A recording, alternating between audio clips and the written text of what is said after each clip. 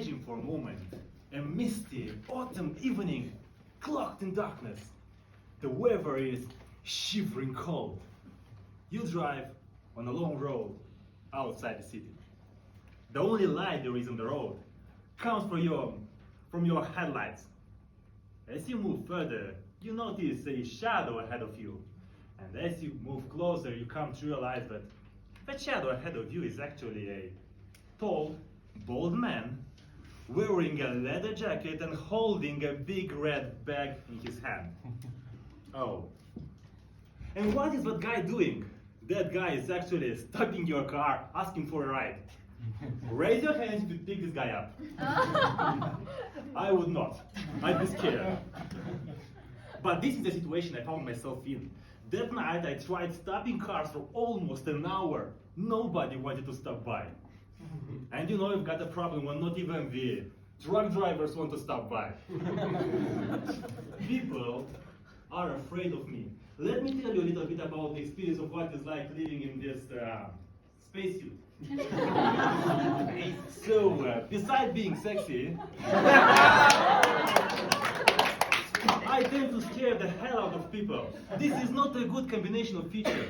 You know who else resembles these traits? Ted Bundy, the serial killer. I think it all started back in primary school. We had to prepare for a school play, and our teacher assigned roles to us. Girls got to be princesses, boys got to be princes, and I got to be the devil. I had nothing against it, but my mother, she's very religious. So religious that when she goes to the church in the morning, and the priest opens the church, she's already there, telling the priest, "You're late." So when my mother saw her innocent little kid being dressed up like Batman, she screamed, "My goodness, go away, Satan!" The whole room was exorcised. Nowadays, when I go for an evening walk, I can see the ladies ahead of me click into turbo mode. They start walking faster, glancing over their shoulders, and clutch to their bags as if they are protecting the crown jewels. Unfortunately for them, they cannot go fast enough when I go jogging. That's when they get some exposure therapy. During one such evening walk, I saw an old lady ahead of me. I could see the bag she was carrying was heavy. Being a gentleman, I approached her from behind and asked her, "Good evening, old lady. Do you need some help?" As she turned, she screamed, "My goodness, go away, Satan!" I was like, "Damn, lady, yes, all right." So back to that cold autumn evening. Suddenly, a car stops by. I get in, and we drive. We share this uncomfortable silence that could rival a library at night.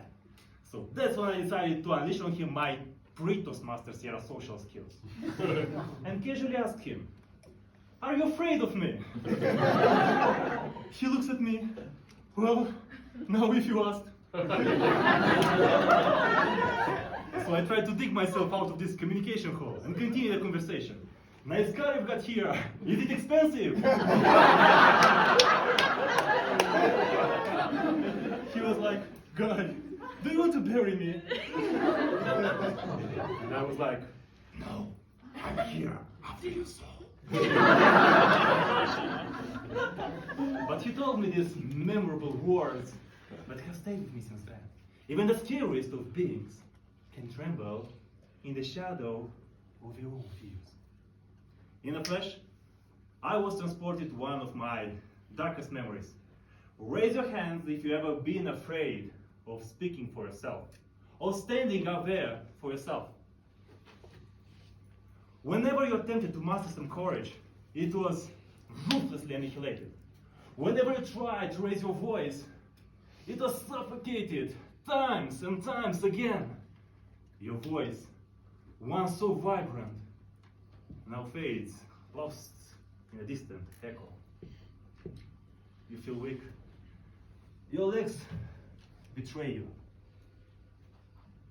You are tempted to still feel in control, but it's just an illusion. There is nothing else left to control. Any lingering words and feelings are being devoured by the abyss that was once your heart, leaving nothing behind but an empty silence. Doom, doom, what's this? Doom, doom. It's your heart. It keeps on beating. Doom, doom. It is full now, and it's trying to break free. Doom, doom, doom, doom. All these suppressed words and feelings is trying to push them through your veins. Doom, doom, doom, doom. So you wage a fierce fight against it, trying to keep them contained, but it keeps on beating. It feels like holding back a waterfall, and it hurts you, and you're screaming inside. Why do you keep tormenting me? Why do you keep pushing? And it keeps on beating and beating and beating, and everything inside rushes away. And you're screaming, I am not afraid! Fear, once so mighty, can no longer suppress it, and neither do you. And you come to realize that there is power inside of you. It's always been there, waiting for you to tap into it. From this internal struggle, ladies and gentlemen, emerged the following revelation. Fear, though overwhelming, it's not by far an insurmountable force. It's more like a storm. And just like the calmest place in a storm resides in the center, the same is true with fear. As you approach it, its power begins to dissipate. Confront your fear heads on, ladies and gentlemen, but do it gently at first, like asking it for a dance, and whisper, I'm not afraid. Are you afraid, ladies and gentlemen? No. Then look your fear in the eyes and tell it, I'm not afraid. Are you afraid, ladies and gentlemen? No. Then declare it out boldly, I'm not afraid. I'm Not afraid. Don't ever forget this. Thank you.